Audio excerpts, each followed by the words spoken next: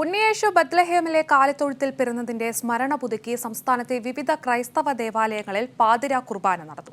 തിരുവനന്തപുരം പട്ടം saint Mary's കത്തീഡ്രലിൽ നടന്ന ചടങ്ങുകൾക്ക് കർദിനാൾ ബസേലിയോസ് ക്ലിമിസ് കത്തോലിക്ക ബാവയും കൊച്ചിയിലെ സിറോ മലബാർ സഭ ആസ്ഥാനത്ത് ബിഷപ്പ് സെബാസ്റ്റ്യൻ വാണിയപുരയ്ക്കൽ ചടങ്ങുകൾക്ക് നേതൃത്വം നൽകി.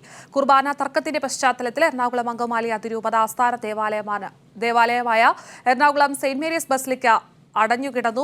അതിരൂപതയ്ക്ക് കീഴിലെ ഭൂരിഭാഗം പള്ളികളിലും പാതിരാ കുർബാന ജനാഭിമുഖ കുർബാനയായാണ് നടത്തിയത്.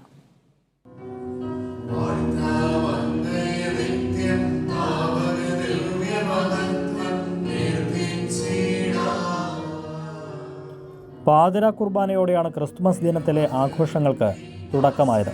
സിറോ മലബാർ സഭ ആസ്ഥാനമായ കാക്കനാട് മൗണ്ട് സെന്റ് തോമസിൽ നടന്ന പാതിരാ കുർബാനയ്ക്ക് സഭാ അഡ്മിനിസ്ട്രേറ്റർ ബിഷപ്പ് സെബാസ്റ്റ്യൻ വാണിയപുരയ്ക്കൽ മുഖ്യ കാർമ്മികനായി.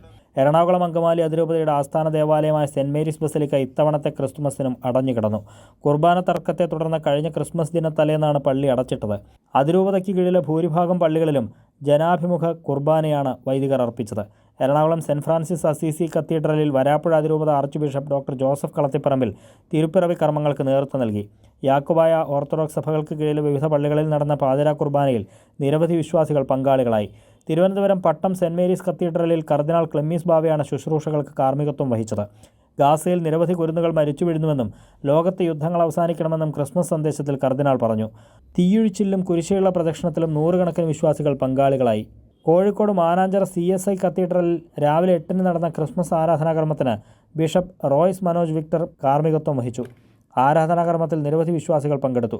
കണ്ണൂർ തലശ്ശേരി സെന്റ് ജോസഫ് കത്തീഡ്രലിൽ തലശ്ശേരി അതിരൂപത arch bishop Mar Joseph Pamplany കുർബാനയ്ക്ക് കാർമ്മികത്വം വഹിച്ചു. കോഴിക്കോട് രൂപതയിലെ ദൈവമാതാ കത്തീഡ്രലിലെ ക്രിസ്മസ് ആരാധനാകർമ്മങ്ങൾക്ക് ബിഷപ്പ് വർഗീസ് ചക്കാലക്കലും മുഖ്യ കാർമ്മികനായി. വിവിധ ബ്യൂറോകൾക്കൊപ്പം കൈരളി ന്യൂസ്, കൊച്ചി.